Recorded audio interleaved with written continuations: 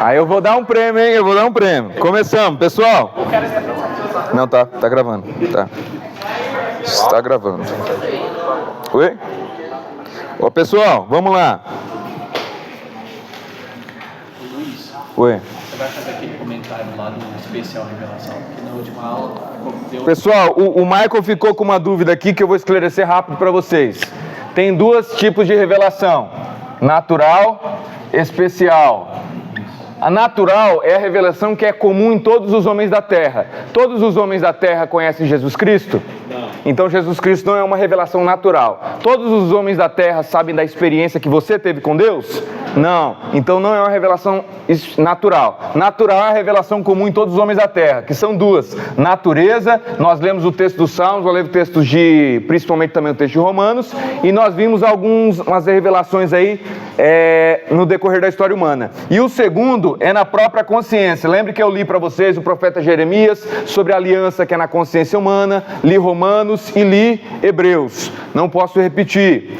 E a especial? A especial é aquela que não é comum a todos os homens, por isso que ela é especial. Primeira especial e mais valiosa de todas é a história de Israel, que culmina em Jesus Cristo. Tá? Revelação bíblica, e um ápice da revelação bíblica é Jesus Cristo. E a outra revelação especial é a revelação especial que às vezes Deus se revela por misericórdia em outros povos, e essas revelações especiais apontam para a maior de todas, que é a revelação de Jesus Cristo.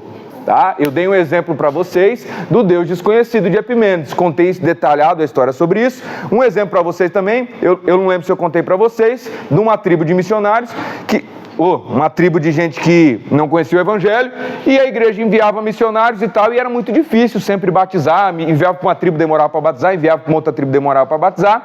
Aí de repente chega um relatório de 2 semanas, que em 2 semanas eles tinham batizado a aldeia toda, todo mundo batizou. No primeiro sermão, todo mundo começou a se batizar. Aí era tanta gente que não dava para batizar todo dia, demorou 2 semanas. Imagina, no primeiro sermão toda a tribo se batiza. Aí eles acharam estranho e foram perguntar: o que aconteceu? Aí os missionários falaram o seguinte, tem várias histórias como essa. Os missionários falaram o seguinte: cara, a gente chegou aqui e eles se assentaram para ouvir a gente. Aceitaram e a gente começou a falar. De repente, do líder, o cacique, né, o líder lá, falou assim: ó, eu vou batizar, e todo mundo foi batizar. Falou: mas que coisa estranha. Ele começou a perguntar, falou assim: não, porque aqui a gente já esperava você, porque há muito tempo atrás um ancestral nosso teve uma experiência com um Deus que apareceu para ele, e esse Deus deixou uma palavra e uma profecia para o nosso líder, dizendo o seguinte: virão 2 homens com uma cor de pele diferente da de vocês, eles são meus mensageiros, a ele vocês devem ouvir. Então nós desde essa profecia estamos esperando por vocês. Quando vocês vieram do lado que a profecia falou que vocês viriam, e quando de cores diferentes, se vocês vieram com esse livro da capa preta, que a profecia dizia, nós sabíamos que era do Deus verdadeiro, e todos se batizaram. Isso é uma revelação especial que aponta para a maior de todas as revelações especiais, Jesus Cristo. Entendidos? Tem detalhes sobre isso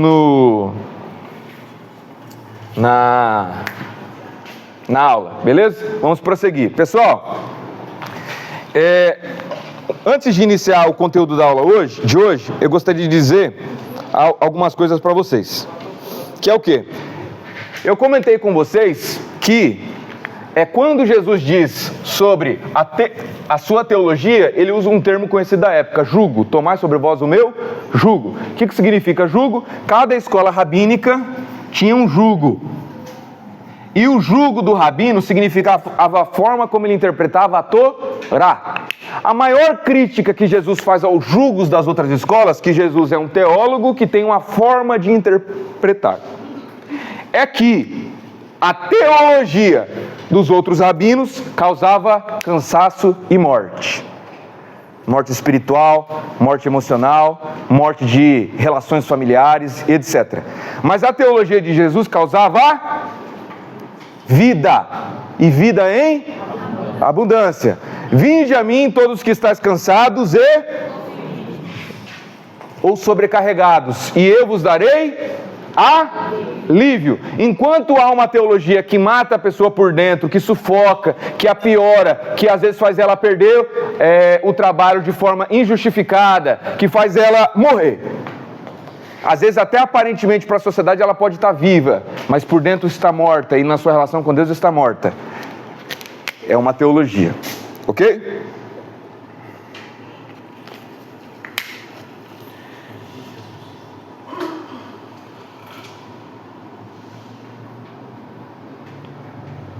Uma teologia que mata é uma teologia oposta de Jesus Cristo. Mata para o mal. Porque às vezes o Evangelho de Jesus corta coisas em nós. E isso faz com que uma teologia possa se tornar diabólica. Porque quando o diabo chega em Jesus, o que ele usa para tentá-lo? A palavra. Uma teologia. Uma forma de interpretar. Aí alguém sempre diz assim para mim, né? Eu vou contar um exemplo para vocês. Um dia eu fui tocar numa igreja conhecida lá em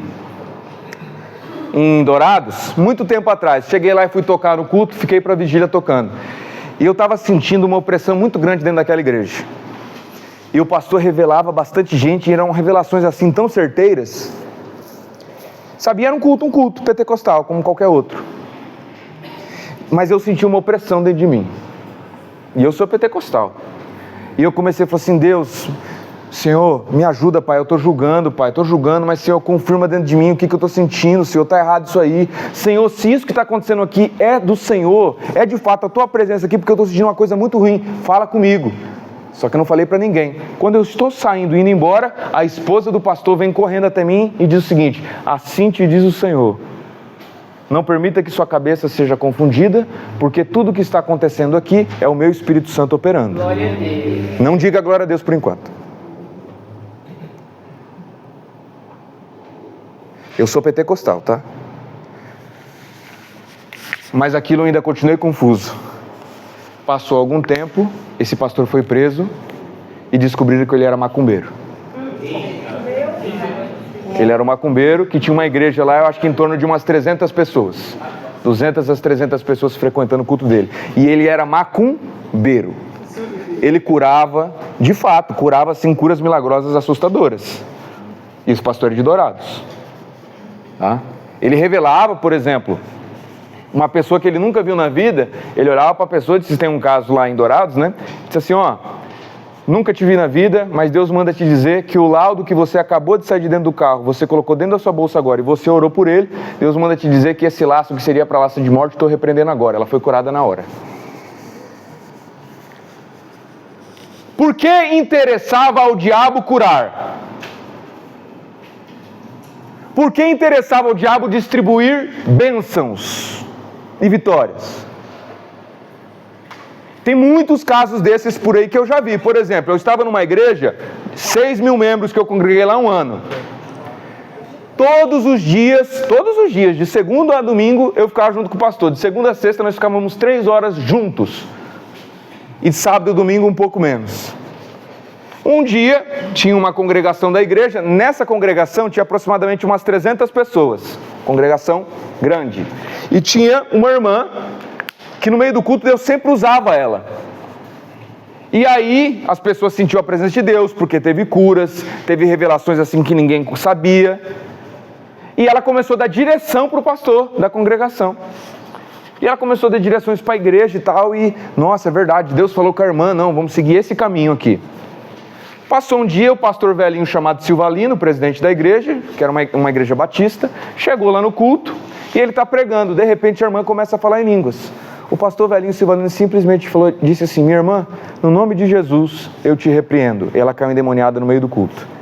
E já faziam 6 meses que ela estava dando direções, tinha curas e todas essas coisas. Predições do futuro, sabia coisas a respeito do passado. Por quê? O diabo não tem tanto desejo assim de tirar a sua vitória. O diabo não tem tanto desejo de tirar a sua vitória. Pelo contrário, o diabo ele até quer te dar muitas vitórias. O diabo não interessa tanto não te curar. O diabo às vezes até quer te curar. Tá? Uma vez, eu não sei se eu contei para vocês na aula passada, eu estava num momento assim bem difícil e eu estava num ambiente, estava tendo uma festa de aniversário. E eu fui convidado, e eu fiquei distante, sentado, e muito triste, muito triste. E eu sentado, E sentei assim, e eu comecei a olhar para aquele pessoal dançando, numa bagunça. Eu falei assim: Senhor, eu sou teu servo, Pai, te busco, e tô triste aqui, ó, não tô aguentando mais viver. E esse pessoal feliz, Senhor. Nesse momento, chegou uma pessoa atrás de mim, assim, eu sentado assim, olhando, colocou a mão no meu ombro e fez assim com a mão e apontou para aquele pessoal, e eu consegui ver a mão dela fazendo assim. E ela disse assim no meu ouvido: nega Jesus e eu te dou dinheiro, te dou mulheres e coloco o mundo nas suas mãos. Somente nega Jesus. Ha, ha, ha, ha, ha. E saiu dando risada. E eu disse assim: no momento que eu oro, Deus não vem, mas o diabo veio. E ele me ofereceu vitória. O maior interesse do diabo não é tirar sua vitória. Sabe qual é o maior interesse do diabo? Te afastar da teologia de Jesus. Porque a teologia de Jesus é o que promove a vida. A teologia de Jesus é a palavra de Jesus, é o seu ensino. Isso promove vida.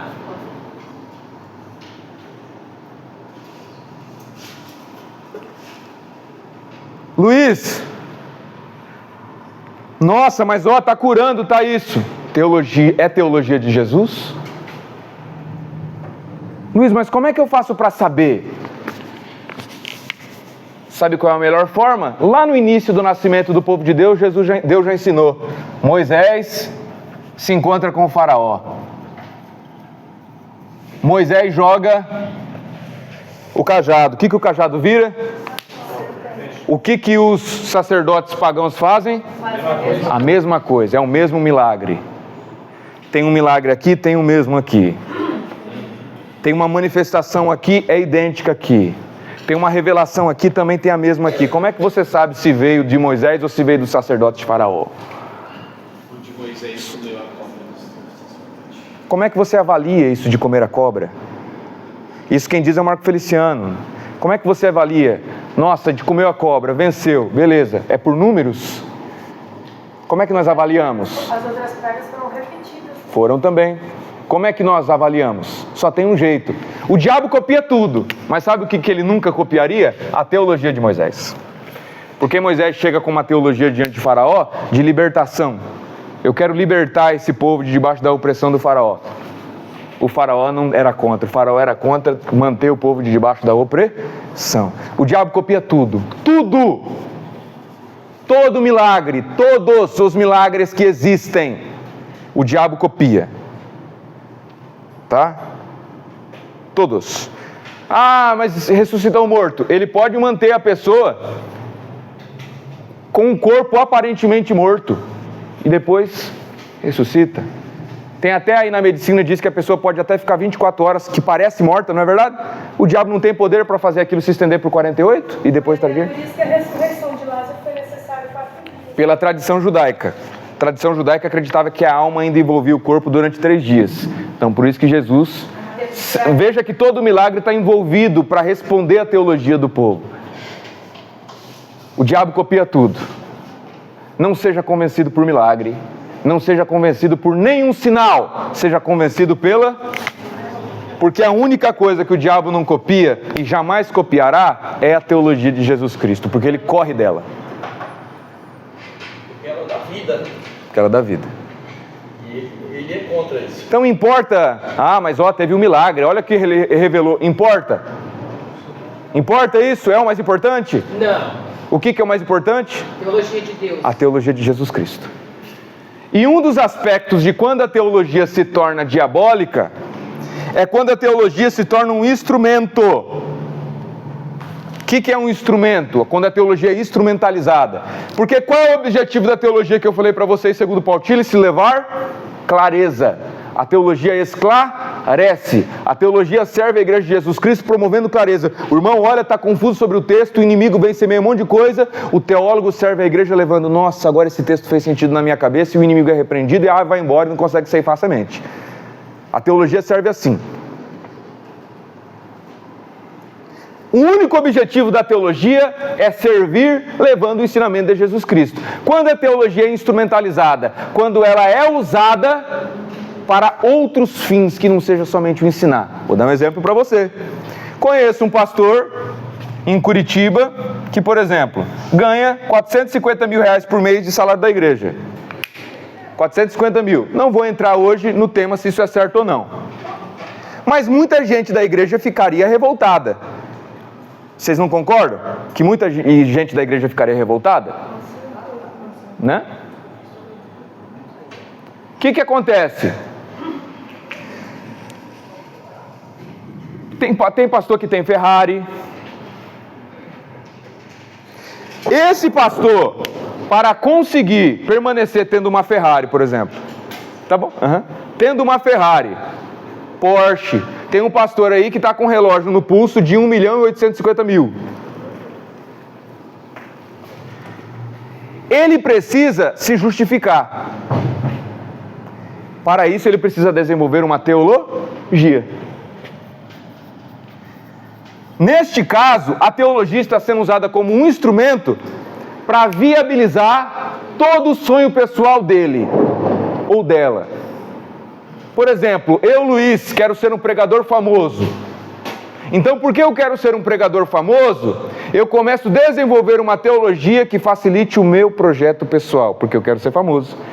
Então, às vezes, até coisas que eu sei que não é o evangelho, mas eu deixo de falar, porque eu quero ser bem recebido, eu quero ser famoso. A teologia está sendo instrumentalizada. Ela está deixando de ter o seu fim principal, que é levar clareza, para ter benefícios. A pessoa, ela não quer ser famosa, ela não quer ser rica, ela não quer ser uma pessoa mercenária, mas ela quer ser política.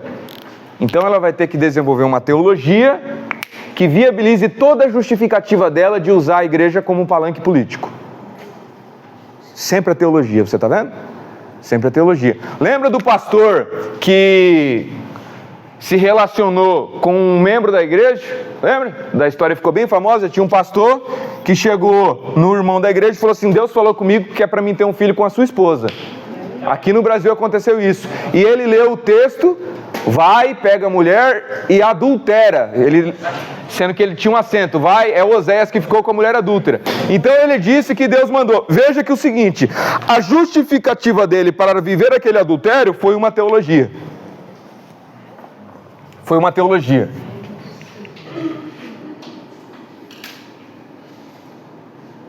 Quando sempre o nosso discurso, o nosso ensino, nossa, olha só, eu sou dirigente de uma congregação, eu sou missionário tal lugar e eu quero ter mais batismos, e eu vou começar a falar alguma coisa aqui que eu sei que de fato não é a teologia pura e genuína, mas eu vou falar porque vai o quê? Aumentar o número de batismos. A sua teologia está sendo instrumentalizada. E por que isso causa morte? Porque Jesus é perfeito e não errou na sua teologia. E se ele tem uma teologia perfeita, o ensino de Jesus, e o ensino dele é que promove a alma, quando você oculta qualquer ponto, é a alma do ouvinte que sofre.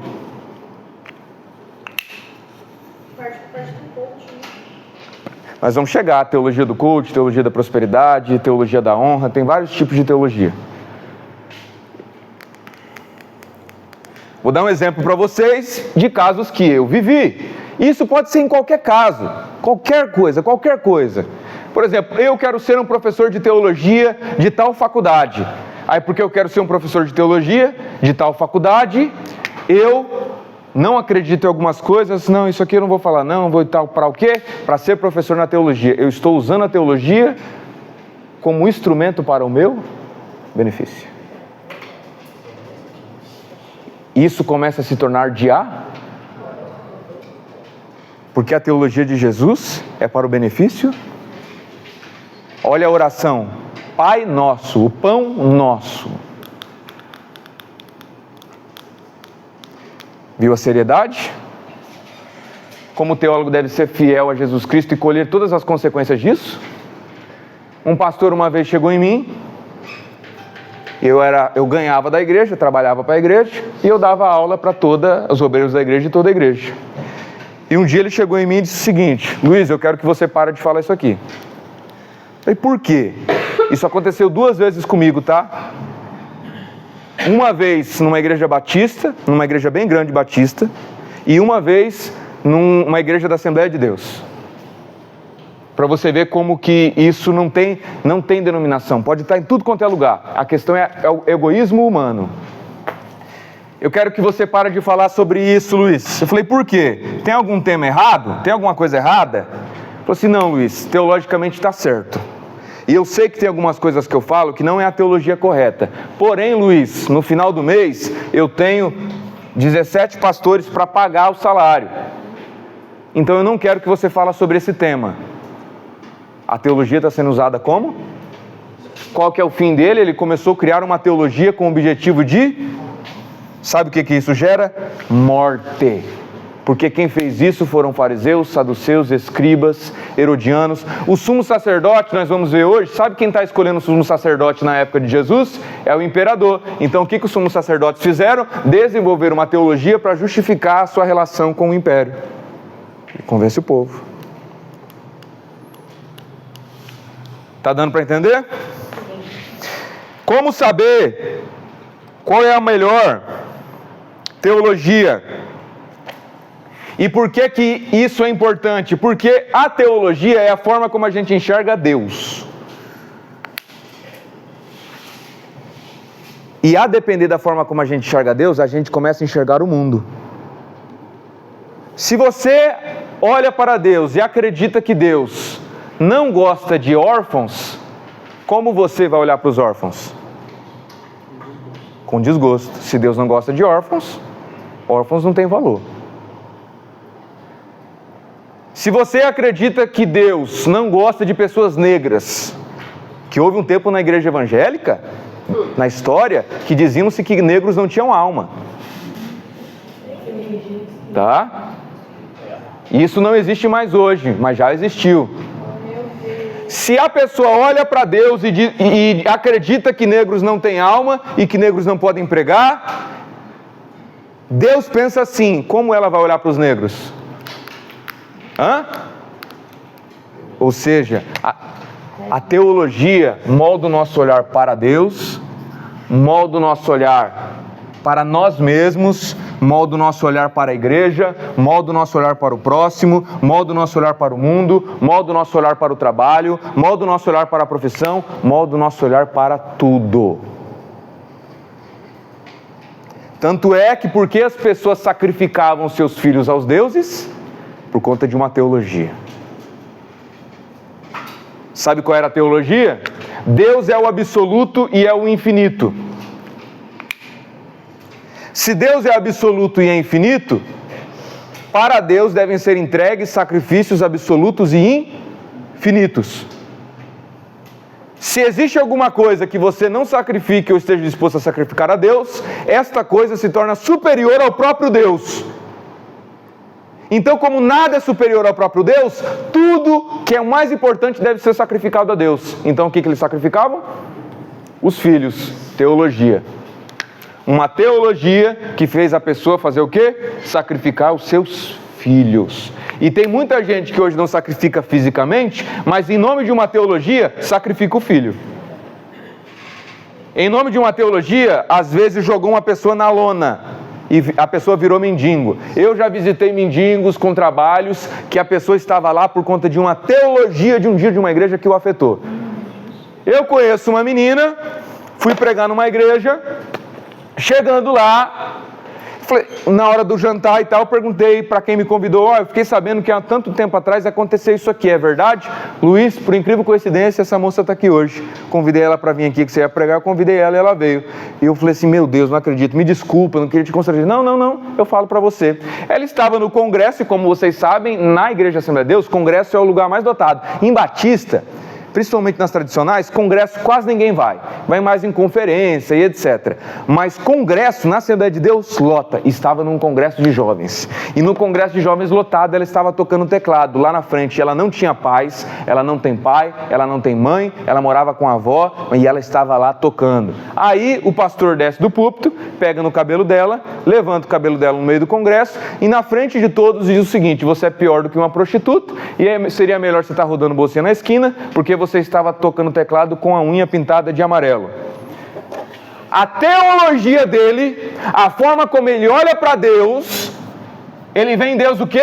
Deus odeia, Deus reprova totalmente uma pessoa com unha pintada. A forma como ele vê Deus moldou o olhar para ela, porque é o seguinte, se Deus reprova isso totalmente, e essa menina está dentro do ambiente de Deus, com isso ela está afrontando o próprio Deus e o desrespeitando. Então, em nome da teologia, ele fez isso. A menina saiu chorando, nunca mais voltou para aquela igreja, voltou nesse dia, né, visitando, casou com um traficante, teve 3 filhos e... A teologia mata, amar.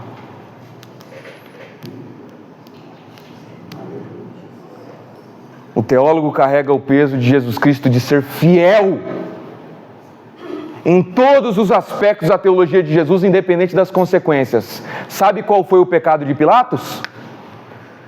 Jesus está diante de Pilatos, vocês lembram? Pilatos queria condenar Jesus?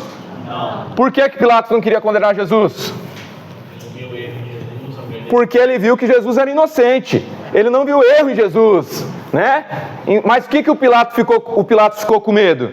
Porque daí ele falou, não vejo nada inocente. Aí o povo falou o seguinte, ele está dizendo que é rei, nós só temos rei que é César, se você não matar esse cara, não crucificar ele, não condenar ele à morte, nós vamos falar para César que tem um rebelde aqui se dizendo rei no lugar de César e você não está fazendo nada. Então ele ficou com medo de perder a sua posição.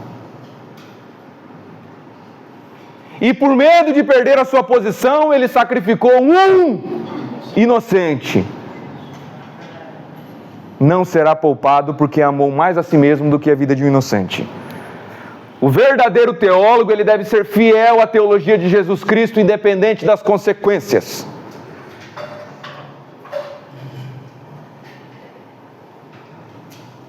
Independente. Fui convidado uma vez para pregar numa igreja que eu já tinha pregado umas 4 vezes lá, e o pastor falou para mim, Luiz, o pessoal gosta muito da sua pregação, vem para cá, agora você vai fazer um voto aqui, tá? Você vai dizer que você orou, e Deus sentiu um coração, e Deus colocou no seu coração para todo mundo fazer um voto, e aí eu vou distribuir o panfleto para as pessoas e você falar, e aqui 50 todo mundo dá. Então vai ser 7 domingos e todo mundo que participar dessa campanha vai ter que dar R$50. Aí umas 200 pessoas, Luiz, mais ou menos aqui umas 150 dá. Então 150 vezes 50 vai dar R$7.500, Luiz. No final do culto, metade para mim, metade para você. 7 cultos seguidos. Então 7 cultos seguidos aí eu terei uns R$3.750, vezes 7 ia dar R$30 mil praticamente. Pastor, não vou fazer isso. Eu não posso. Sabe o que eu perdi? Eu nunca mais voltei a pregar lá. Aí ele chamou outro que fez. Tá? Tinha uma igreja que eu trabalhei. Eu tinha todas as ofertas assim para permanecer. E ele fazia isso aí, o pastor de lá fazia isso aí. Quando ele estava querendo dinheiro, ele chamava um profeta lá de fora e chega assim, cara, estou precisando aqui de uma grana. Chega lá, o profeta chegava lá, revelava a todo mundo, fazia um voto financeiro. No final, ele tinha uns acordos de dividir o dinheiro. Metade é para o bolso do pastor, metade para o bolso dele. Tá? Eu poderia estar lá hoje numa boa vida, tranquilo, mas eu não pude, por quê? Porque eu colhi as consequências de não sacrificar a vida dos inocentes, porque quando nós não apresentamos a teologia de Jesus Cristo, nós sacrificamos a vida de inocentes em nome do nosso bem-estar, em nome de eu estar, em nome da minha, do eu. Quem lembra do texto de 2 Reis 4:40? Abram aí, 2 Reis 4:40.